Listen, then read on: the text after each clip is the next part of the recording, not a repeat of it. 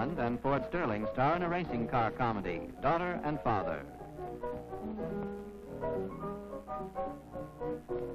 Earl Cooper was one of the racing kings of 1913, the year of this film.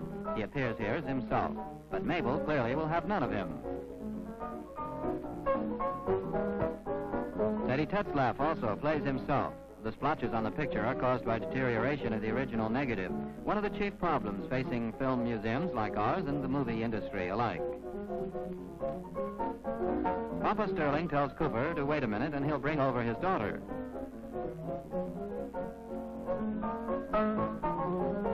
But Mabel, he finds, has a mind of her own. In the Senate comedies, Ford Sterling often played either Mabel's father or her boyfriend or her husband. Inconsistencies of age never seemed to worry the Keystone crew. He has an idea now. He pumps oil over Tetzlaff's engine for the coming race. He figures the heat can set off a very satisfactory explosion. The day of the race, and Ford and Mabel join the other fans. Barney Oldfield is on hand with his famous cigar and his famous number 3 racing car. He remained for 2 decades the idol of all racing fans. Obviously, he's Mabel's too, if not Ford's. That's Fatty Arbuckle just going by. He's the starter of the race. This film is typical of Sennett's comedy methods. He learned of a race in Los Angeles and then arranged to have his cameramen present. Then around the race and its stars, he built this little comedy.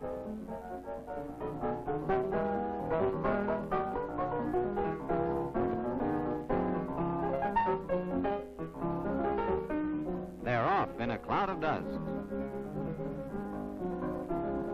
with Ford and Mabel each pulling for their own favorites.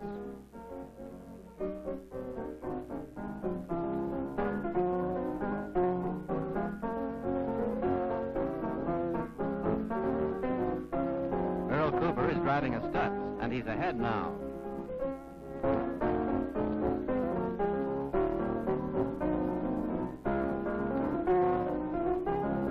Teddy Tetzlaff is ahead, and Mabel is delighted.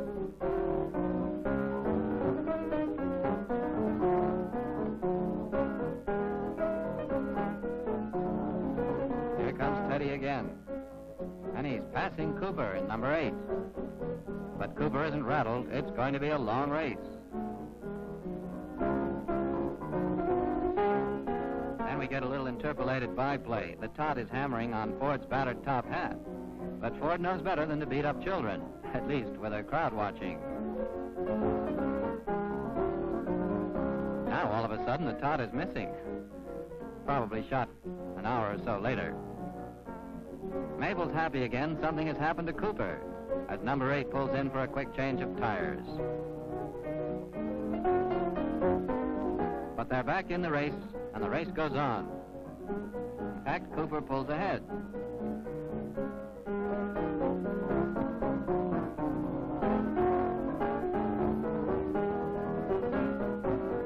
Ford leads the cheers for Cooper while he's in the lead.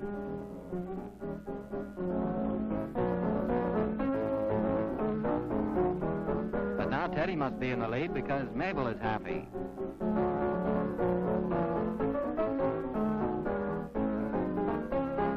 Well, it's close. They're both smiling.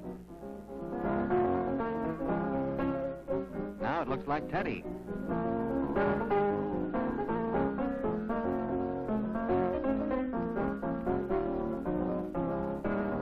Sennett liked to have his actors get right into the thick of things, and so Mabel runs out on the track in the middle of the race.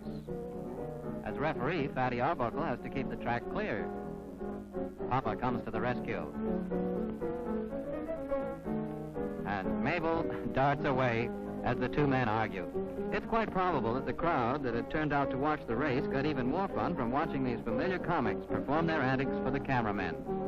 Everybody likes to see movies being made, today as much as in 1913. Location shooting today, of course, is far less impromptu and spontaneous.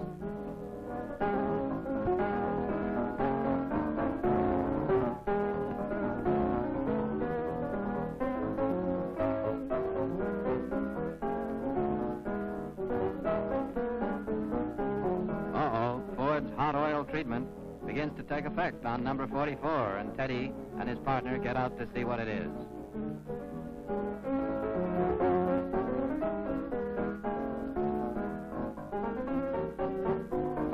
control again. But just at that moment, Cooper comes and takes the lead.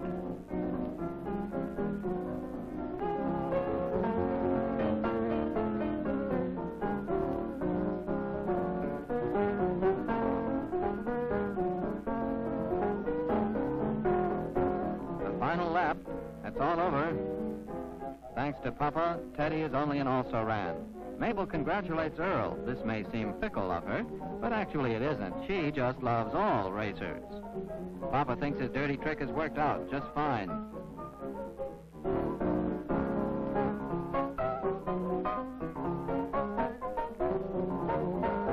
He tells Cooper Mabel is his, but Mabel sees her own favorite. She still has a mind of her own. Now Arbuckle appears, his task on the track completed. And for no good reason, except that Sennett thought it would make a good scene, Papa takes out his spite on the stout fellow. And vice versa. Fort Sterling's comic belligerence and Fatty Arbuckle's ability to fake tremendous falls provided Sennett with some of his favorite finales. If the action seems rather pointless, it must be remembered that the whole purpose of this little film was to build a comedy around a speed race, combining the race with generous servings of Sennett slapstick, and to include as actors some